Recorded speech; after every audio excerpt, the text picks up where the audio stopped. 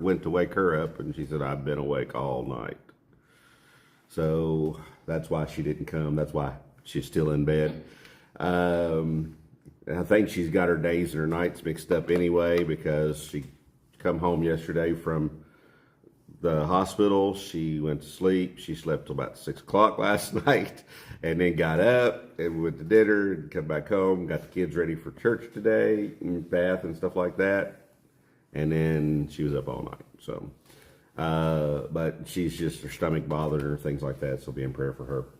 And appreciate each one of you today. We're on week 44 of Bible Engagement, the Life of Christ. And for those of you that have not been here for the other 43, don't worry about it. And please don't judge me for being that far into something. You have that already. I've already outdone Revelation. So we're in times, but we've just gone in depth pretty much. It was supposed to have been an overview class. It's become more in depth about Christ and his ministry and things that he's been teaching. And hopefully y'all are learning something from this. You knew we were supposed to do that? Lord help me. You're supposed to just listen to him go boo boo boo boo boo. Someone get some duct tape for Terry, please.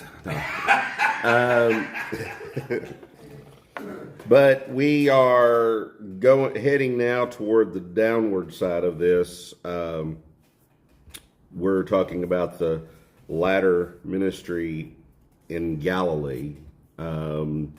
We've covered the early part of Jesus' ministry, followed by reviewing some of his miracles, his teachings, his parables throughout.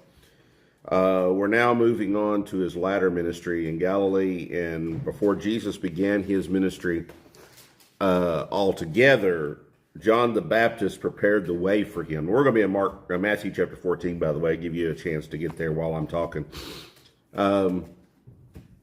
Before Jesus began his ministry, John the Baptist, we talked about a long time back, prepared the way for him. And he was part of the prophecy of preparing the way for Christ. And we're now nearing the end of Jesus' ministry, coming closer to the passion of the cross. And we see John's death leading the way to Jesus' final portion of his ministry. And so, now we're getting ready to wind down. Throughout, we've talked about this, throughout Jesus's teaching, his ministry has been very controversial. Remember the one instance where they took him out to the edge of the cliff and was ready to kill him, and he just pretty much just walked through the crowd like they didn't exist.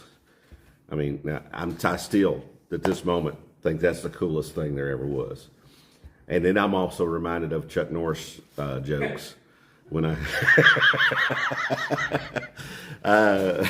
I'm sorry, but it just, you always hear these things about Chuck Norris and how tough he is and all this.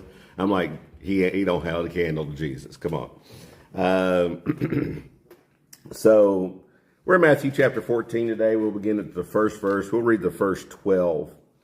And it says, at that time, Herod the Tetrarch heard the report about Jesus, and he said to his attendants, this is John the Baptist. He is risen from the dead. That is why miraculous powers are at work in him. Now Herod had arrested John and bound him and put him in prison because of Herodias, his brother Philip's wife. For John had been saying to him, it is not lawful for you to have her. Herod wanted to kill John, but he was afraid of the people because they considered John a prophet. On Herod's birthday, the daughter of Herodias danced for the guests and pleased Herod so much that he promised with an oath to give her whatever she asked. Prompted by her mother, she said, give me here on a platter the head of John the Baptist, and the king was distressed. But because of his oaths and his dinner guests, he ordered that her request be granted.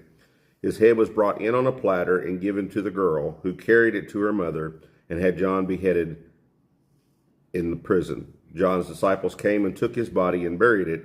Then they went and told Jesus. Now, the exact timing of John John's death is not really given here, but it is brought up here at this point in Jesus's ministry.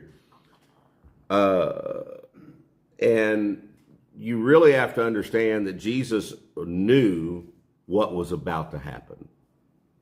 From the time he started to this point, he knew what was going to happen. He already had that knowledge.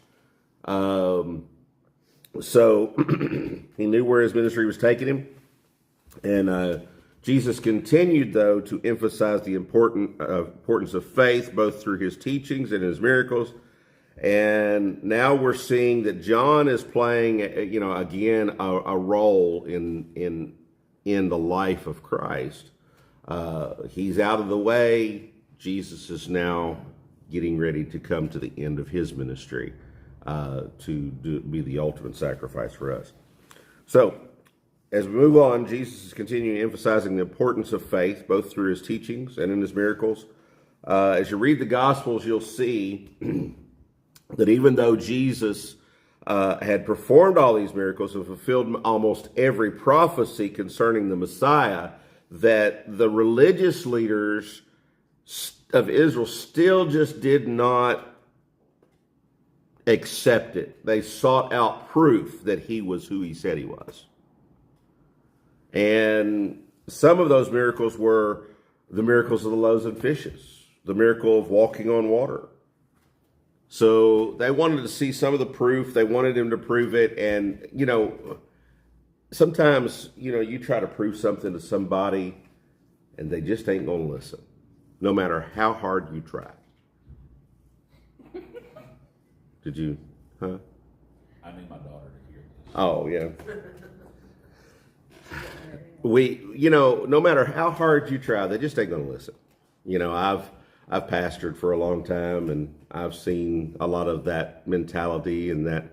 And then I get a kick out of it because I'll tell them and I'll tell them and I'll tell them and I'll tell them. And Angel was a prime example of this. Angel would huh? But don't listen. Yeah, not listen. Yeah. Angel was a prime example of this when she first started coming, and we were working. I was trying to help her where she was trying to grow, and I would tell her something, and then turn right around, and a month or two later, she'd call me up. She'd say, "Hey, Kelly, this is what I learned." I'm like, "Really? Yeah, I told you that 2 months ago." Oh, you did. But in her defense, one time she was talking to me on the phone and she was like, "Where's my phone?" So, I mean, you. Yeah. But. She's talking to me. Where's my phone, honey? Kelly goes, "I think you're talking to me." But we, I think we're all that way to a degree. No matter how much you try to, people tell you something until you see it, till you grasp hold of it, till you figure it out. Yeah, okay, whatever. We do our doctors that way too, by the way.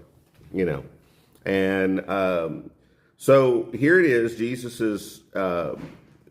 has done all of this stuff in front of these guys. They've seen people healed. They've seen demons cast out. They've seen him. He's met every argument they've ever had. Pretty much put them in their place that they brought. And yet, they still don't see the truth. And we see that the world is basically that way because they have blinders on. And until the Holy Spirit can remove those blinders off of their life, they're not going to see the truth. They're not going to accept it. So we're going to look at a couple miracles here. The miracles that took place in this part of his ministry. And one of them was the miracle of the loaves and fishes, and the other one is the miracle of walking on water.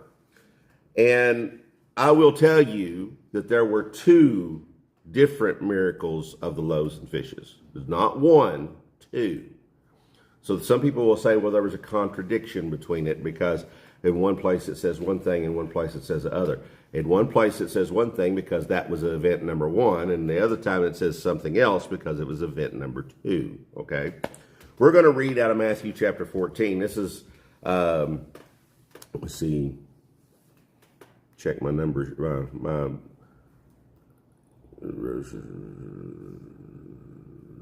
okay, so this is event number 1. I'm not going to go into event number 2 today. I'll mention it, but says when Jesus, verse 13 to 21 of Matthew 14 says, when Jesus heard what had happened, he withdrew by boat privately to a solitary place. Hearing of this, the crowds followed him on foot from the towns. And when Jesus landed and saw a large crowd, he had compassion on them and healed their sick. As evening approached, the disciples came to him and said, this is a remote place, and it's already getting late. Send the crowds away so they can go to the villages and buy themselves some food. Jesus replied, they do not need to go away. You give them something to eat. Now, I won't stop there for just a minute. You know, it sounds like common sense, okay? You got tons of people here, send them to McDonald's and Arby's and Hardee's and wherever they want to go. Take a break from the conference, let everybody hit town, find them something to eat, and then we'll come back later and we'll do this. It's not an odd way of dealing with this situation, but what were these guys really thinking at this point? They were just thinking of a way to get them fed. They weren't thinking of the possibility that God could feed them. You know, you see throughout Scripture, God took care of Israel in the wilderness, you know, with manna, with water from the rock. You know, God did a lot of different things there. If he could bring water out of the rock and provide food from heaven, manna from heaven, then he can provide for these people, this crowd of people that were there. Now, we'll go on and read. It says, Jesus replied, I'll pick up there. Jesus replied, they do not need to go away. You give them something to eat. We have here only 5 loaves of bread and 2 fish, they answered. And he directed the people to sit down on the grass, taking the 5 loaves and the 2 fish, and looking up to heaven, he gave thanks and broke the loaves, and then he gave them to his disciples, and the disciples gave them to the people. Bring them here to me, he said. They all ate and were satisfied, and the disciples picked up 12 basketfuls of broken pieces that were left over. The number of those who ate was about 5,000 men, besides women and children. Was. You know, we look at this and we say, well, Jesus fed the 5,000. No. He fed more than 5,000. And let's just assume for just a moment that the majority of those was mom, dad, and a kid. If it was one kid and all of them were married and their wives were all there, that would have been 15,000 people. It has a potential of being even more than that. But it could also be 8. We don't really know how many women and children were there, you know. But regardless, it doesn't matter if it's 5,000, 10,000, 15,000, 100,000. They only had how much? 5 loaves and 2 fish. 5 loaves of bread and 2 fish. That's a midnight snack for Harley. Well, I can't have fish, so. Okay. Chicken nuggets. Chicken nuggets. Dinosaurs? Dinosaurs? Yeah, dinosaur chicken nuggets. But, I mean, you look at, it's just it's just a small amount of food. And, you know, we would probably barely feed this group in here if all you had was bread and fish. It'd barely feed, well, the fish wouldn't even feed the people in here. Yeah. Well, yeah, somebody would get to eat because Allison would turn it down. Jesus, you provided food for me. I don't eat it. I'm not going to do it. Tastes like dirt. Did you not stop and think if Jesus provided it, that it would probably have a better taste? Well, I mean, it might, but... Yeah, okay. We'll just leave it at that. So we're looking at, you know, this miracle has happened. So this is one of two times that Jesus performed the same miracle. Mark records 5,000 in Mark 6 and 4,000 in Mark 8. 5,000 in chapter 14 of Matthew and 4,000 in chapter 15 of Matthew. So we see that these are two different instances, two different situations. I'm not going to go into the depth and argument about all of that. You go look them up yourself, and if you want to take some time to study those. But there are differences in between the two of them. They realize that these are two different, not just the crowd number. But there are two different events. We see that Jesus made something out of pretty much nothing. How many times have we been in the same kind of situation in our life and we look at it like, oh God, how are we going to be able to meet this? How are we going to be able to do this? How are we going to be able to survive? And the disciples, although it makes sense, send them out in town, let them go find them something to eat, because that makes perfect sense. Jesus wanted them to stop for a moment and think about, what can God do? We limit God so many times in our life. He's like, why are you limiting me? Have you not seen what God has used me to do? I'm going to show you my power. And I'll use a prime example of that. It happened to me many years ago. I won't talk about how many. I was in college. Harley had to point out the other day that I was old, because when I first started pastoring, he said I wasn't even born yet.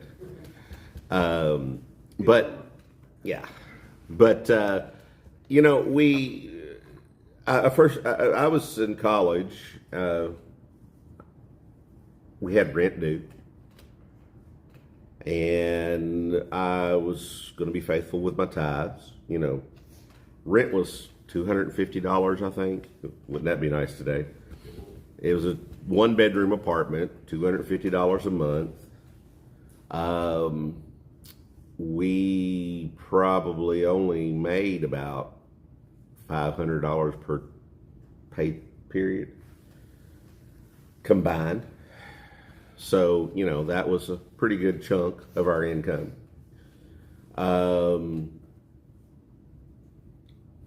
Whatever happened, it ended up happening that it come time to pay tithes, and the rent was due, and I only had so much money in the bank.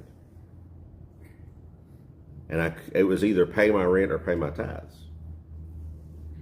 Now, for those of you that don't know what tithes are, just to explain that, just in case you don't understand, if you make $100, $10 belongs to God.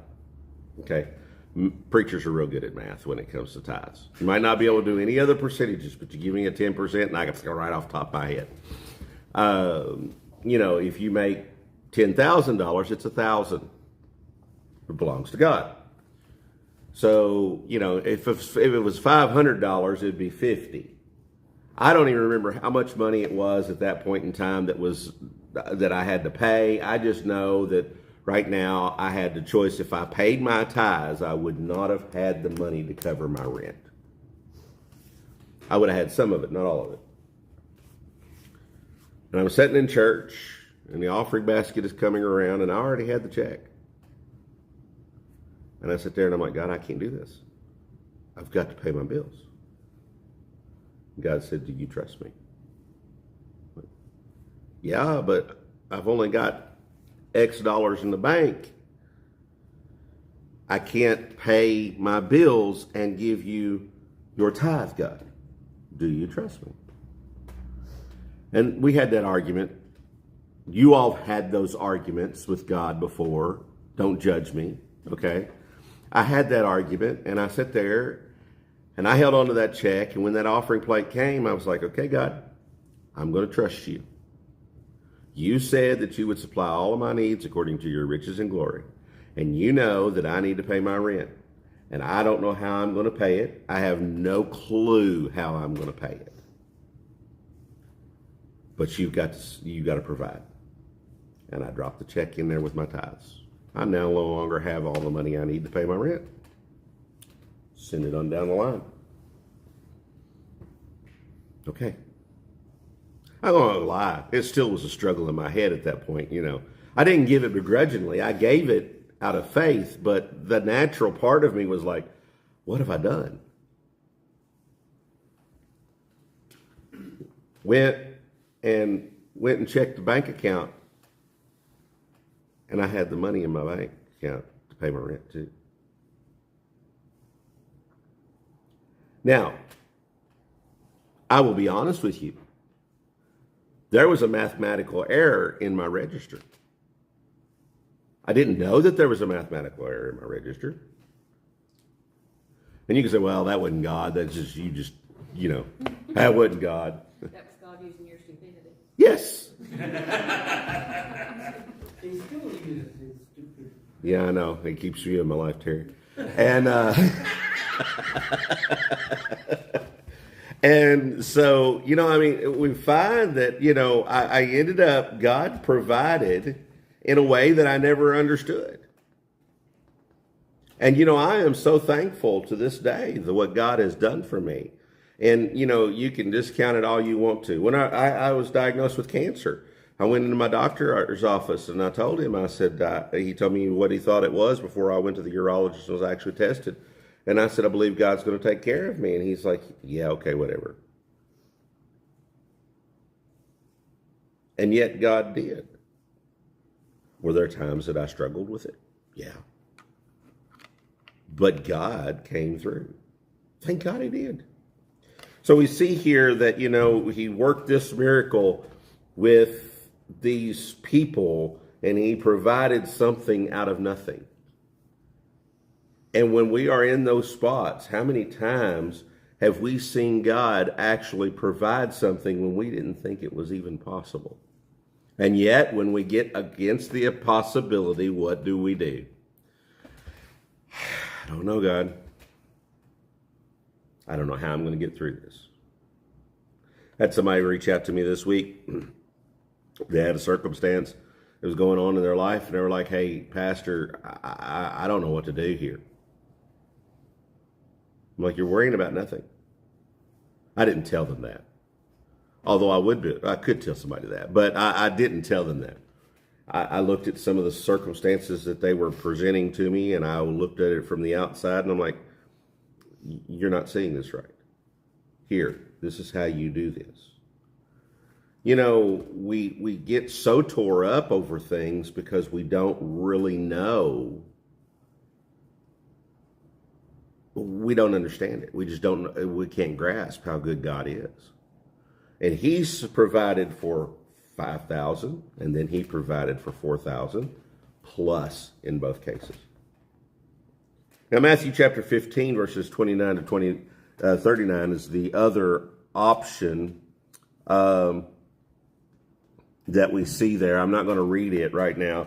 The disciples cared about the people. They knew that they were hungry, but tried to solve the situation naturally in both cases. They didn't consider faith in God. What even surprises me is that in Matthew chapter 14, we see that he fed 5,000. In this case, they got 4,000, and they still haven't got the picture. Just slow learners. And aren't we all? Because today God provides for you and takes care of you, and then what, a month later, you're in another predicament. It's like, oh, God, what am I going to do? And I don't know if you can even help me here. Mm-hmm. How often has that happened to us? People we can't grasp that. How often we've turned to the natural when we should have just been trusting God. And, you know, it's part of our Christianity to help people in need. And they felt like the natural way of doing it was send them out. And in modern day society, it would be, send them down here the street, let them go find, there's a Mexican restaurant down here, there's a Hardee's over here, there's there's a gas station over if I want to get some gas station food. Shoot, they can get snacks over here at the Dollar Tree. What else is nearby right now? There's restaurants downtown. Huh? Austin City. Get them a drink, you know. Are you saying? I'm just kidding. Jerry knows because he frequents it. I'm hoping that eventually Apollo Pizza will finally open up downtown, because I'd like to go try their pizza, but it seems like they're taking forever to get open. But there's all kinds of options in walking distance here. Send them there. Just let them go. Then come back. He's like, no. We'll take care of them. No, you can't do that, Jesus. Don't tell Jesus he can't. I'll show you. The next thing we see is in Matthew chapter 14, verses 22 to 33, and I'll touch base on this one real quick. Immediately Jesus made the disciples get into the boat, verse 22, and go on ahead of him to the other side. And while he dismissed the crowd, after he had dismissed them, he went up on a mountainside by himself to pray. Later that night he was there alone, and the boat was already a considerable distance from land, buffeted by the waves because the wind was against it. Shortly before dawn, Jesus went out to them, walking on the lake. When the disciples saw him walking on the lake, they were terrified. "It's a ghost," they said, and cried out in fear. But Jesus immediately said to them, "Take courage, it is I, don't be afraid." "Lord, if it's you," Peter replied, "tell me to come to you on the water." "Come," he said. Then Peter got down out of the boat, walked on the water, and came toward Jesus. But when he saw the wind, he was afraid, and beginning to sink, cried out, "Lord, save me." Immediately Jesus reached out his hand and caught him. "You of little faith," he said, "why do you doubt?" And when they climbed into the boat, the wind died down. Then those who were in the boat worshiping him, saying, "Truly you are the Son of God." So we see here that this other miracle that he performs is the impossible. Jesus took off walking on this water. Now, I'm not going to get into the whole faith teaching today that's going on here because, if you were at the men's meeting yesterday, you would have heard teaching on this one. But, we see that Jesus took the impossible and made it possible. And not only that, Peter stepped out of the boat and he did the impossible because of his faith in Jesus. And you can sit and judge Peter all you want to, that he sunk in the water and got his eyes off of Jesus. But how many of you would have stepped out of the boat? Huh? Every time, and I know you all have heard this, and those of you that may not have, it'll be a new one for you. The rest of you, it'll be an old one. But there was 3 preachers in the boat, fishing. Are you rolling your eyes? The Baptist preacher says, the Pentecostal preacher says, "I need to go to the bathroom." He gets out, walks across the water, goes behind the bush, does his business, comes back, walks across the water, and gets in the boat. Baptist preacher. I got to go too. He gets up, walks across the water, goes behind the bush, does his business, walks back across the water, gets in the boat. Catholic priest sitting there, he goes, "I ain't going to be showed up by a Baptist and Pentecostal." He said, "I go to the bathroom too." He gets out, takes 1 step, sinks to the bottom. Baptist preacher and the Pentecostal preacher looked at each other and said, "You reckon we should have told him where the rocks were?"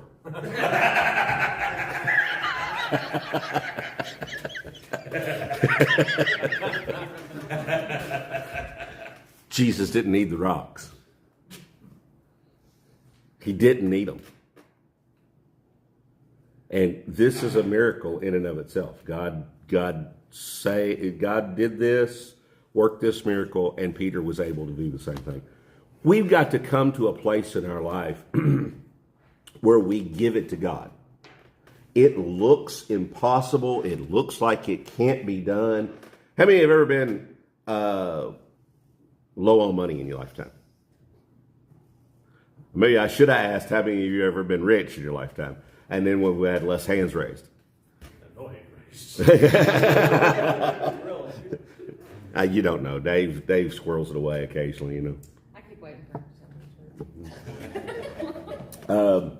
You know, you sit back and have you ever wondered where your next meal was coming from? Have you ever wondered how you were going to get gas to go back and forth to work? Uh-huh. You ever been jobless? Pray to God none of you have been homeless. But I know that there have been people here who have been homeless in their lifetime. Huh? Yeah. I mean, it's all of those things have come about in our life. But, you know, we've got to come to the place where we realize that God will take care of us. We've just got to step out and believe. He turned nothing into something. He walked across something that he shouldn't have been able to walk across too. I mean, if God can do that, what can he do for you and me? Well, I don't know what the future holds, Pastor. I don't either, but he does. Put your life in his hands. Let him take you where you need to go. I'm going to stop right there. Next week we'll talk about Jesus facing the Pharisees. So that'll be week 45, I guess. And I just can't get Allison to be quiet while I'm teaching, and she keeps dragging this out on me. And I hear it was go to Easter. Yeah. Anybody got any? That would be fitting, guys. That's the end of the story. I'm just saying. And then we'll start the book of Acts after that. Anybody got any questions or comments? It's not a question, but I remember Mom telling me when they were, her and Dad was just getting started. Mm-hmm. They had one vehicle that tore up. They, just got saved. They went in church, and it was either pay their tithes or pay to have the vehicle fixed. She said she struggled with it a little bit, but ultimately paid the tithes. That was the only vehicle they had to get back and forth to work. And she said it wasn't just a few days later, a check showed up in the mail for them for that exact amount to fix the vehicle. And she said, from then on, it's never been a question as to whether what we're paying first. Mm-hmm. Oh, I've seen it many times over in my lifetime. My mom and dad they didn't have a lot of money.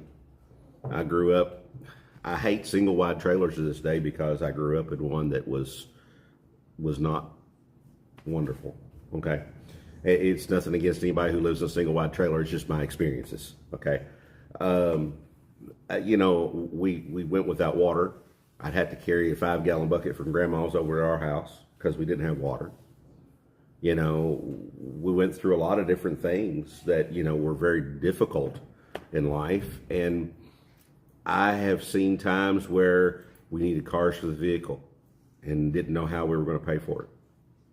And then God would provide somehow or another. Someone would show up and not even know that we were in need and say, God, just laid this on my heart to give this to you. One time we didn't have groceries in the house.